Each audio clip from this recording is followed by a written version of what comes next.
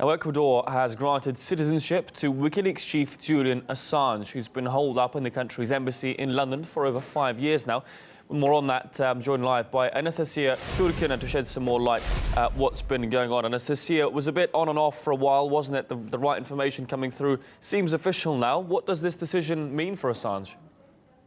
Well, Dan, unfortunately for Julian Assange, it continues to be quite complicated as this long-winded saga continues. If you remember, rumors were spurred last night following him tweeting a picture of himself wearing a T-shirt with the Ecuadorian national colors, stirring lots and lots of rumors online and in the press about the possibility of him potentially having received Ecuadorian citizenship. Now, tonight we have got a confirmation of this from the Foreign Minister of Ecuador following a press conference where some of the details, but not very many, were laid out for the understanding of all of those following the case of Julian Assange. Here is what the Ecuadorian Foreign Minister had to say.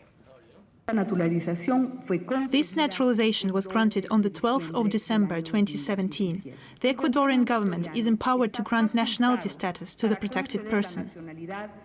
Well, so the latest that we have is that the founder of WikiLeaks, Julian Assange, does now have Ecuadorian citizenship. In terms of whether or not this is actually going to open any doors for him remains to be the big question here. Of course, as we all remember, he has been holed up inside the Ecuadorian embassy in London, fearing coming out onto the street and leaving the place in fear of being extradited to the US. And the big question remains what happens in terms of the British officials' reactions, who have been clear over and over again that if he does walk out of the embassy, they would still arrest him because of him having breached his bail conditions at the time of when he initially went into the embassy. So we do know that Ecuadorian officials have requested that Britain allow for Julian Assange to have diplomatic immunity or diplomatic status that would lead to diplomatic immunity. And this has been a big no from the UK, who said they're not going to go ahead with this kind of plan. We did hear from the officials of Ecuador that they're going to continue and have been negotiating with Britain still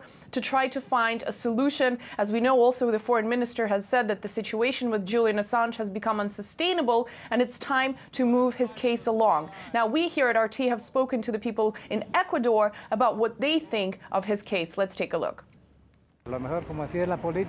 He does need human rights support, and I think that's what the government will give him. There is also a health issue, because we know he's enclosed in a very small space. There are many things that cross my mind. Is he healthy enough to stay there? The best is to use a refugee policy and support him in this way.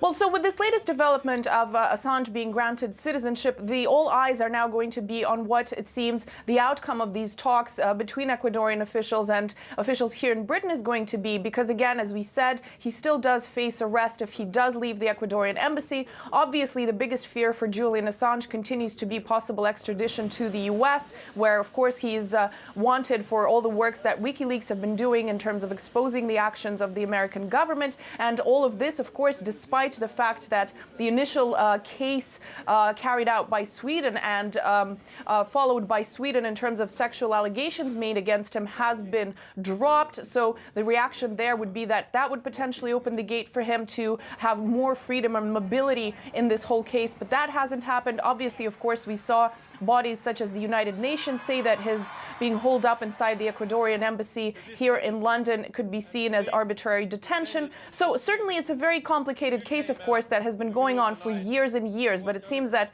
this is a step forward. So we're going to have to wait and see whether this particular latest step ends up leading anywhere. Right, and as I see, Shurkin there reporting from London with the latest on the Julian Assange saga.